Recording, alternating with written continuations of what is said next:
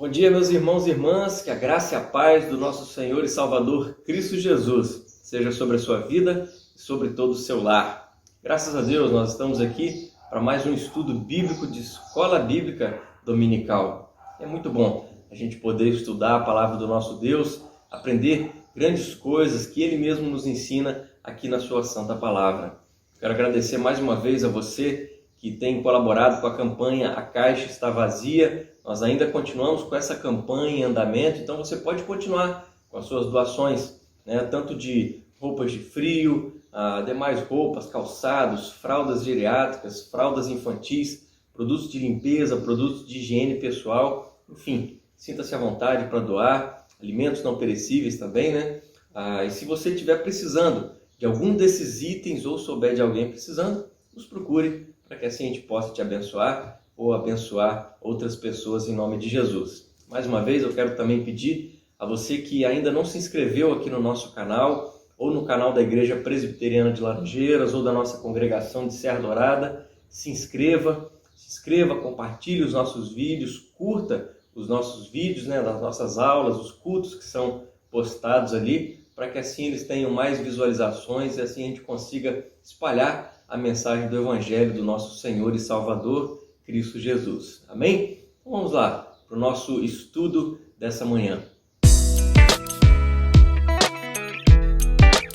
E hoje nós finalizaremos a nossa série de estudos acerca do Sermão da Montanha. E eu convido você a se atentar para o texto de Mateus capítulo 7, agora nos versículos de 21 a 27. Acompanhe comigo a leitura da palavra de Deus que nos diz: Nem todo que me diz Senhor, Senhor, entrará no reino dos céus, mas aquele que faz a vontade de meu Pai que está nos céus.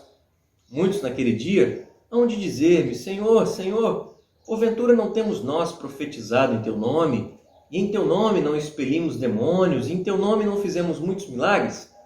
Então lhes direi explicitamente: nunca vos conheci. Apartai-vos de mim, os que praticais a iniquidade. Todo aquele, pois, que ouve estas minhas palavras e as pratica, será comparado a um homem prudente que edificou a sua casa sobre a rocha. E caiu a chuva, transbordaram os rios, sopraram os ventos e deram com ímpeto contra aquela casa, que não caiu, porque fora edificada sobre a rocha. E todo aquele que ouve estas minhas palavras e não as pratica, será comparado a um homem insensato que edificou a sua casa sobre a areia. E caiu a chuva, transbordaram os rios, sopraram os ventos e deram com ímpeto contra aquela casa, e ela desabou, sendo grande a sua ruína. Meus queridos, ao longo do Sermão da Montanha aqui que nós estudamos, nós vimos que Jesus Cristo ensinou a respeito do reino dos céus, bem como também do caráter daqueles que fazem parte como cidadãos do reino dos céus. Os cidadãos do reino dos céus são então aquelas pessoas que têm como característica, por exemplo, pobreza de espírito. E o que isso significa? Enquanto o mundo não reconhece a sua necessidade de Deus, os verdadeiros crentes sim reconhecem a necessidade de Deus, chamam a Deus, clamam a Deus por salvação, por santificação. Os cidadãos do reino dos céus são aquelas pessoas que choram.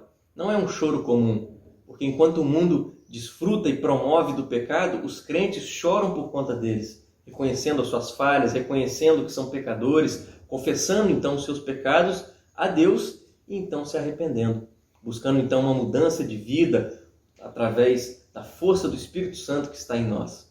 Jesus ainda ensinou que os cidadãos do reino dos céus são mais do que justos exteriormente. Eles praticam uma justiça também interna através de disciplinas espirituais, como nós vimos acerca da generosidade, o orar, o jejuar, o confessar os pecados. Ao se livrar do pecado em suas vidas, meus queridos, o cidadão do reino dos céus, ele está apto então a auxiliar outras pessoas a fazer o mesmo. Tudo isso no intuito de honrar, de glorificar e louvar a Deus. Nós vimos aí pelo menos 2 domingos atrás que Jesus começa a sua conclusão acerca do Sermão da Montanha, falando o seguinte, que as pessoas precisam se posicionar. Por isso que ele fala acerca das 2 portas, dos 2 caminhos, a porta larga, o caminho espaçoso que conduz à perdição, e a porta estreita, o caminho apertado que conduz à vida. E ao falar acerca disso, É claro que Jesus tem em mente que o passar pela porta estreita e trilhar pelo caminho apertado é difícil.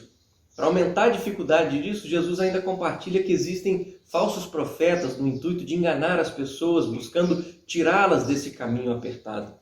E no texto de hoje, meus queridos, que iremos estudar aqui, Jesus Cristo finalmente conclui o seu sermão, o Sermão da Montanha, dizendo que muitas pessoas se enganam. Existem muitas pessoas que se enganam acreditando que fazem parte do reino dos céus, sendo que, na verdade, não fazem parte. A realidade acerca dos falsos e dos verdadeiros crentes é relatada aqui de várias maneiras dentro das Escrituras. Em Mateus, no Evangelho de Mateus, por exemplo, Jesus conta uma parábola falando acerca das 10 virgens. Você lembra disso? 5 delas estavam preparadas com óleo para suas lâmpadas, enquanto outras não estavam. E aí, quando o noivo chega, as que estavam preparadas entraram nas bodas do Cordeiro. E as outras que não estavam preparadas, o próprio Jesus diz, eu não os conheço. O noivo diz, eu não os conheço. E é claro que Jesus conta essa parábola dando a entender que ele é o noivo e a igreja é a noiva. A igreja precisa estar preparada para a volta de Cristo Jesus, para a sua segunda vinda. Capítulo 25 ainda do Evangelho de Mateus, um pouco mais à frente dessa parábola, Jesus Cristo fala a respeito da sua segunda vinda. Ele vai separar naquele dia as ovelhas dos bodes. Ambos chamam a Jesus Cristo de Senhor, só que apenas as ovelhas entrarão na vida eterna. Esse é o destaque que Jesus Cristo faz. Nós poderíamos ainda citar tantas outras parábolas, por exemplo, a parábola do joio e do trigo. Enfim, é por causa dessa realidade, meus queridos, de que existem falsos crentes e verdadeiros crentes, é que as Escrituras nos chamam a um autoexame. A gente precisa fazer uma autoavaliação. Nós precisamos nos examinar para ver se realmente a nossa fé em Cristo Jesus se ela é verdadeira. Paulo faz esse alerta quando ele escreve aos Coríntios, dizendo o seguinte, olha, examinai-vos a vós mesmos se realmente estáis na fé. Provai-vos a vós mesmos. Ou não reconheceis que Jesus Cristo está entre vós, se não é que já estáis reprovados. Aqui no final do seu sermão, meus queridos, é possível a gente perceber que Jesus Cristo descreve pessoas que o professam como Senhor, mas que na verdade estão excluídos do reino. Ele descreve essas pessoas como sendo não apenas pessoas que se enganaram, mas que também construíram a sua religiosidade sobre um alicerce de areia e que no dia do julgamento do Senhor Deus será totalmente destruída. No estudo de hoje, no texto que nós lemos aqui, nós vamos falar exatamente acerca das marcas de uma fé verdadeira, que distingue os autênticos cristãos daqueles que são falsos cristãos. Mas que marcas são essas? O que identifica um verdadeiro cristão? E, em primeiro lugar, nós devemos examinar se a nossa profissão de fé, se ela é realmente verdadeira. Olha comigo o versículo 21. Nem todo o que me diz Senhor, Senhor, entrará no reino dos céus, mas aquele que faz a vontade de meu Pai que está nos céus. O que Jesus está dizendo aqui, meus queridos? Ele está dizendo que todos os verdadeiros cristãos o chamam e o reconhecem como Senhor. Eles se submetem, eles se sujeitam ao seu senhorio. Essa é uma profissão de fé verdadeira. Só que o fato é que nem todos os que dizem Senhor, Senhor, são verdadeiros cristãos. É isso que Jesus aponta aqui nesse versículo, pois não se submetem ao seu senhorio, não se sujeitam ao senhorio de Cristo Jesus. O que podemos dizer é que essas pessoas têm uma falsa profissão de fé. Uma pessoa pode estar absolutamente correta quanto à sua crença sobre a natureza de Cristo Jesus, da pessoa de Cristo Jesus, a sua expiação substitutiva, a sua ressurreição, o seu retorno. Ela pode até combater certas heresias e tudo mais, e ainda assim não ser um verdadeiro cristão. Em segundo lugar, nós precisamos perceber que outra característica, outra marca, é que a verdadeira fé é muito mais do que um ministério aparentemente bem-sucedido. Veja comigo o versículo 22. Muitos naquele dia hão de dizer-me, Senhor, Senhor, porventura não temos nós profetizado em Teu nome, e em Teu nome não expelimos demônios, e em Teu nome não fizemos muitos milagres? E aqui fica a pergunta, meus queridos, será que os milagres realizados pelos falsos crentes, será que eles são ou foram genuínos ou falsos? Nós podemos dizer que são poderosas essas obras, né? Poderosas essas obras que eles realizaram ou ainda realizam. Eles profetizam, eles expelem demônios, eles realizam milagres. Mas Jesus não declara que essas obras são falsas. O versículo deixa isso claro. Eram obras verdadeiras, contudo, a fé dessas pessoas não era verdadeira ou não é verdadeira. Nós temos vários exemplos acerca disso nas Escrituras Sagradas que mostram essa realidade para nós. Deus usa pessoas para os seus propósitos salvíficos, sejam elas salvas ou não, tendo elas uma fé verdadeira ou não. Quando nos lembramos, por exemplo, de todo o contexto do Sermão da Montanha, nós vimos que Jesus Cristo fala acerca dos escribas e dos fariseus. Ele combate escribas e fariseus que pensavam que pelo seu estudo acurado das Escrituras, uma vida perfeita que eles poderiam levar é que conduziria à salvação. A fé desses homens não estava em Deus, não estava em Cristo Jesus. Eles tinham fé em si mesmos. Para eles, a salvação era realizada, era conquistada através do mérito próprio. É por isso que, em terceiro lugar, nós podemos perceber que uma outra característica é que a verdadeira fé é muito mais do que frequentar a igreja, ouvir sermões e ler a palavra de Deus. Veja comigo os versículos de 24 a 27. Todo aquele, pois, que ouve estas minhas palavras e as pratica, será comparado a um homem prudente que edificou a sua casa sobre a rocha. Caiu a chuva, transbordaram os rios, sopraram os ventos e deram com ímpeto contra aquela casa que não caiu, porque foi edificada sobre a rocha. E todo aquele que ouve estas minhas palavras e não as pratica, será comparado a um homem insensato que edificou a sua casa sobre a areia. E caiu a chuva, transbordaram os rios, sopraram os ventos e deram com ímpeto contra aquela casa, e ela desabou, sendo grande a sua ruína. Meus queridos, para ilustrar ainda mais aqui a realidade acerca de uma falsa fé, Jesus Cristo descreve dois construtores que construíram suas casas em diferentes locais, em diferentes alicerces. Um construiu sobre a rocha e o outro construiu sobre a areia. E percebam que ambos os construtores ouvem a palavra de Deus. Nós podemos dizer que são pessoas que até frequentaram a igreja, são pessoas que ouviram os mesmos sermões, pessoas que estiveram presentes nos mesmos estudos bíblicos. Ambos leem a palavra de Deus e provavelmente usam o mesmo linguajar cristão. Falam o evangeliquez, falam o gospelês. Só que, por fora, eles parecem sim verdadeiros cristãos. Por fora, todos parecem iguais, mas na base, no seu coração, muitos são completamente falsos cristãos. E a gente precisa enxergar essa realidade em nós mesmos. O que nós temos feito? O que nós temos praticado, meus queridos? Será que nós ouvimos a palavra de Deus? Escutamos com atenção? Prestamos atenção e buscamos aprender aquilo que o Senhor quer para as nossas vidas? Porque nós precisamos replicar, nós precisamos colocar em prática tudo aquilo que o Mestre nos ensina, viver aquilo que ouvimos, viver aquilo que escutamos. A Epístola de Tiago, ela é considerada por muitos estudiosos bíblicos como sendo um comentário prático acerca do Sermão da Montanha. E Tiago vai ensinar para a gente dizendo o seguinte, olha: tornai-vos, pois, praticantes da palavra e não somente ouvintes, enganando-vos a vós mesmos. Porque se alguém é ouvinte da palavra e não praticante, assemelha-se ao homem que contempla num espelho o seu rosto natural, pois a si mesmo se contempla e se retira, e para logo se esquece de como era a sua aparência. E no Sermão da Montanha, meus queridos, a gente percebe que Jesus Cristo compara as pessoas que simplesmente ouvem a sua palavra como alguém insensato. Alguém insensato que constrói a sua casa sobre a areia. É interessante a gente perceber que essa palavra insensato aqui é a mesma coisa que descrever alguém como sendo burro, como sendo estúpido. Infelizmente, meus queridos, existem pessoas assim na igreja que convivem conosco. É claro que nós não estamos acusando ninguém aqui. Lembre-se daquelas pessoas em Jerusalém que se maravilharam com os ensinamentos, com as palavras de Cristo Jesus, mas que no final das contas gritaram: crucifica-o, crucifica-o.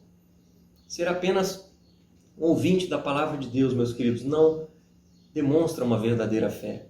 Muitos amam ler a Bíblia, muitos amam ouvi-la ser pregada, muitas pessoas querem de fato entender os seus ensinamentos, os seus mistérios, Mas nós precisamos perceber que, em quarto lugar, a verdadeira fé demonstra um estilo de vida, de obediência, de sujeição à palavra de Deus.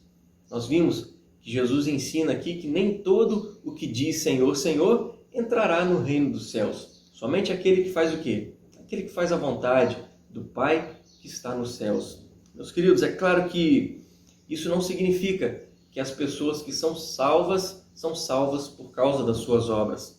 Nós somos salvos única e exclusivamente pela graça de Deus em Cristo Jesus. Nós já estamos sabendo disso. Só que a verdadeira fé em Jesus, ela produz obras, produz boas obras a serem realizadas por cada um de nós em obediência, em submissão, em sujeição a Cristo Jesus. E a prova dessa fé em Jesus, meus queridos, é uma vida que busca continuamente obedecer a palavra de Deus na prática das boas obras. Jesus mesmo ensinou e nos escreveu o evangelista João dizendo o seguinte, olha, se vós permanecerdes na minha palavra, sois verdadeiramente meus discípulos.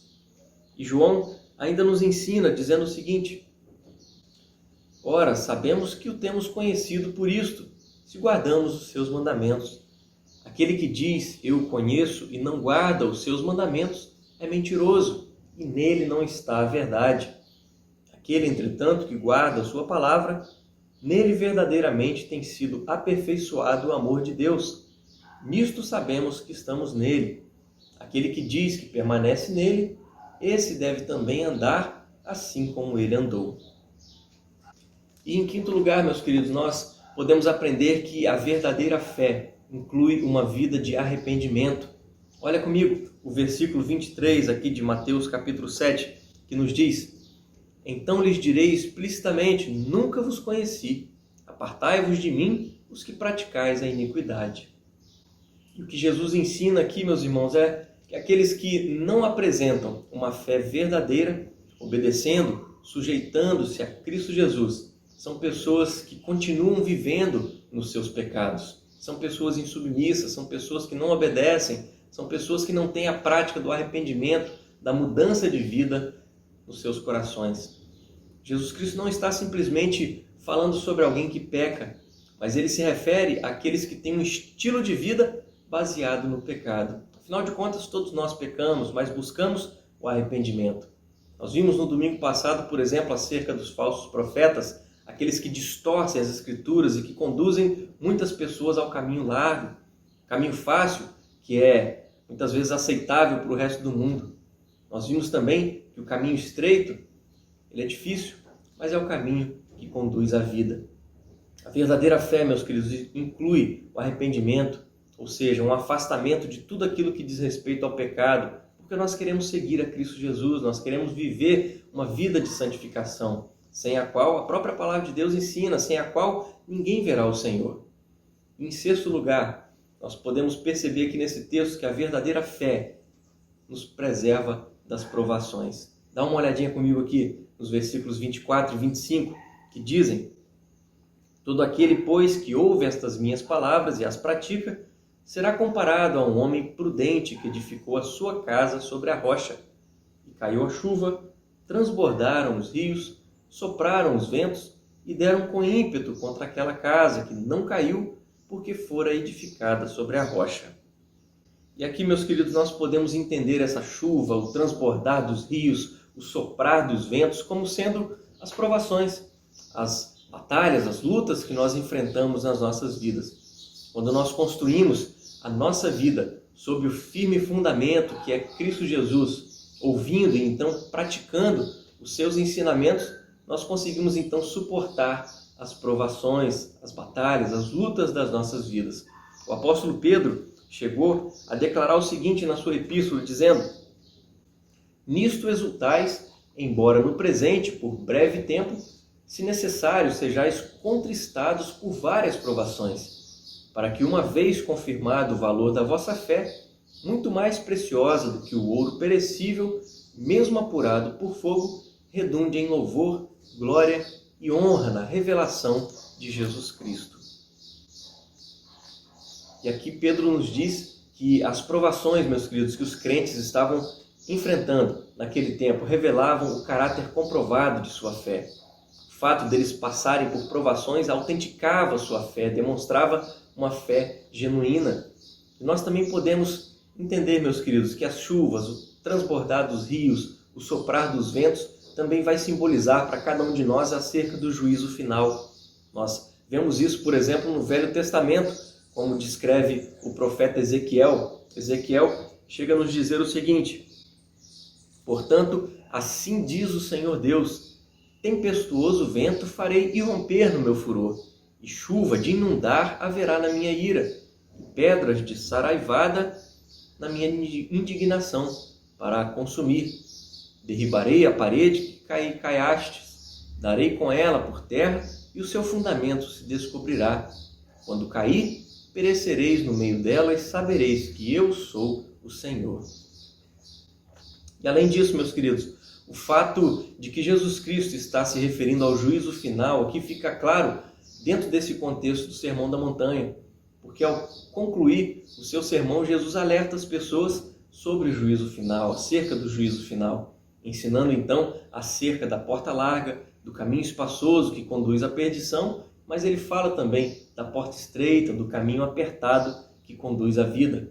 O que Jesus quer dizer basicamente aqui é o seguinte: olha, não perca tempo, afaste-se da estrada larga, arrepende-se de seus pecados, saia fora de uma vida de pecados, transforme a sua religiosidade em uma fé verdadeira, porque hoje é dia de salvação, amanhã pode ser muito tarde.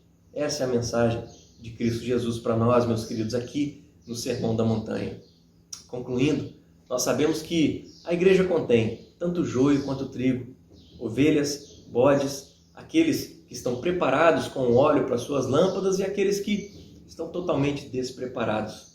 Sempre haverá aqueles que professam a Cristo Jesus, aqueles que dizem Senhor, Senhor, mas pessoas que carecem do fruto do Espírito Santo em suas vidas, trabalhando em suas vidas. Não há crescimento, não há santidade nessas pessoas, não há temor a Deus, não há espaço para a cruz de Cristo em suas vidas. São pessoas que caminham pela estrada larga, pessoas que querem entrar pela porta larga, que reivindicam até uma graça, mas uma graça barata, ao invés da graça cara, a graça de Cristo Jesus.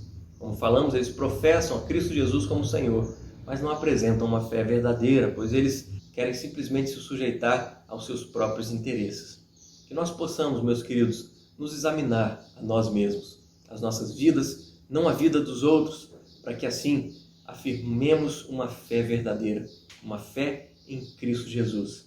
Que nós possamos viver, então, uma vida de arrependimento, que nós possamos viver mudança de vida constante em cada um de nós, que possamos estar sujeitos, obedientes, submissos ao Rei dos Reis e Senhor dos Senhores, para que assim a nossa fé seja genuína, a nossa fé se evidencie e assim a gente consiga também, cada dia mais, fazer com que outras pessoas, ao olhar essas atitudes em nossas vidas, para que elas possam também buscar ao nosso maravilhoso e bom Deus. Que Deus nos abençoe, que Deus nos guie todos os dias através do caminho eterno. Que possamos buscar a porta estreita, o caminho apertado, porque Ele conduz a vida. Que possamos construir a nossa casa sobre esse firme fundamento que é Cristo Jesus, ouvindo as suas palavras, escutando com atenção, colocando em prática aquilo que Ele nos ensina. Amém? Vamos orar? Pai querido, muito obrigado por mais essa palavra que enche o nosso coração de paz, enche o nosso coração de esperança, Deus, porque uma vez que nós temos ouvido as Tuas palavras e buscado colocar em prática com um coração humilde, um coração submisso, um coração dependente do Senhor, nós cremos, Deus, que a nossa fé é verdadeira. Nós cremos que a salvação está garantida, cremos que somos salvos, cremos que somos Seus filhos, cremos que somos amados pelo Senhor. E por isso nós te agradecemos, Pai. Te agradecemos porque o Senhor enviou Cristo Jesus a esse mundo para viver uma vida perfeita no nosso lugar, para morrer no nosso lugar, para que assim nós fôssemos salvos, não pelos nossos méritos, mas nos méritos exclusivos, únicos de Cristo Jesus. Obrigado, Deus, por todo esse estudo que nós vimos durante tantos domingos acerca do Sermão da Montanha. Obrigado porque muito fomos edificados. Obrigado, Deus, porque através dessa edificação do Teu Espírito Santo nas nossas vidas, falando a cada um de nós através das Santas Escrituras, nós podemos agora trabalhar para honrar, glorificar, louvar ao Senhor e fazer com que outras pessoas te conheçam através das nossas vidas. Nos abençoe nisso, Pai. Essa é a oração que te fazemos, em nome de Cristo Jesus. Amém. Amém, meus queridos. Que Deus te abençoe. Tenha um excelente domingo na presença do nosso Senhor e Salvador Cristo Jesus. E você que fez a sua inscrição para o culto presencial lá na sede hoje, nos veremos com a graça de Deus. Um grande abraço.